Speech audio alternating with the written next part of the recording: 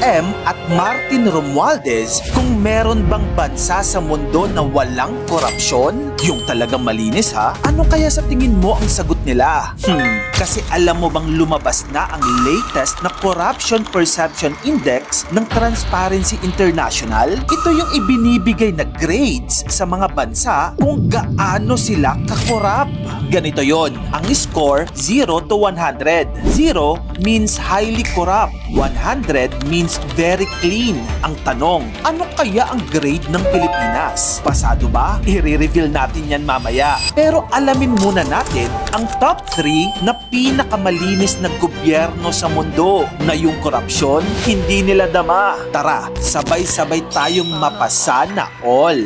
Number 3, Singapore. Ang kanilang Corruption Perception Index score, 84 out of 100. Nako, sa Singapore, brutal ang anti-corruption system. Meron silang CPIB o Corrupt Practices Investigation Bureau. Ahensya na dedicated para mag-imbestiga sa mga matataas na opisyal. Malinaw yung batas nila. Bawal kang magsuhol. Bawal na bawal ang kickback. At bawal na bawal ang under-the-table deals. Kapag nahuli ka, nako po, may consequence. Maaari kang makulong habang buhay. Liban dyan, din ang sahod ng officials nila na para bang sinasabi nila na binabayaran ka ng maayos ha? So anong excuse mo para magnakaw? Number 2, Finland. Ang CPI score nila ay 88 out of 100. Sa Finland, mataas ang tiwala ng tao sa kanilang gobyerno. Hindi lang basta slogan yung anti-corruption nila ha. May sistema sila para gawing transparent ang decision making at panagutin ang may mali. Sa Finland, ang public money ay hindi pera ng gobyerno. Pera iyon ng mamamayan. Kaya kung titignan mo ang Finland, naku, napakaganda ng bansa nila.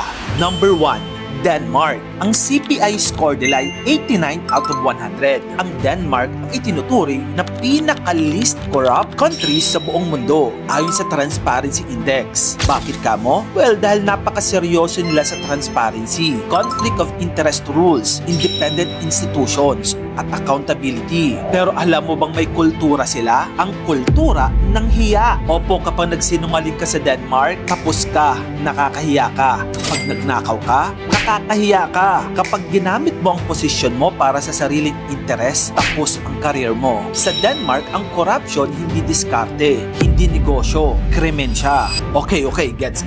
Yung mga bansang nabanggit ko, talagang malakas yung laban nila sa korupsyon. Dito kayo sa Pilipinas, ano yung score natin? Ayon sa 2025 Corruption Perceptions Index, rank 120 tayo out of 182 countries. Alam mo ba yung score natin? 32 out of 100. Opo, 32. Kung exam ito, bagsak na bagsak. Bakit ka mo mababa? Paano ba naman araw-araw parang may bagong episode ng korupsyon? Ghost projects dito, overpricing doon, kickbacks dito, flood control na parang flood lang ang totoo, yung control ang wala, road repair na taon-taon ginagawa kahit wala namang sira ang kalsada. Pero wait lang ha, hindi ibig sabihin wala na tayong pag-asa. Kasi ang lesson ng top 3 countries na nabanggit ko kanina, simple lang. Hindi sapat na galit ka lang online. Kailangan tamang boto. Kailangan ng accountability. Kailangan natin ng gobyernong may resibo at transparency. Sa tingin mo, may pag-asa pa ba ang Pilipinas? Tara, pag-usapan natin yan sa comment section. At kung gusto mo pa ng mga ganito pang klaseng content, dito lang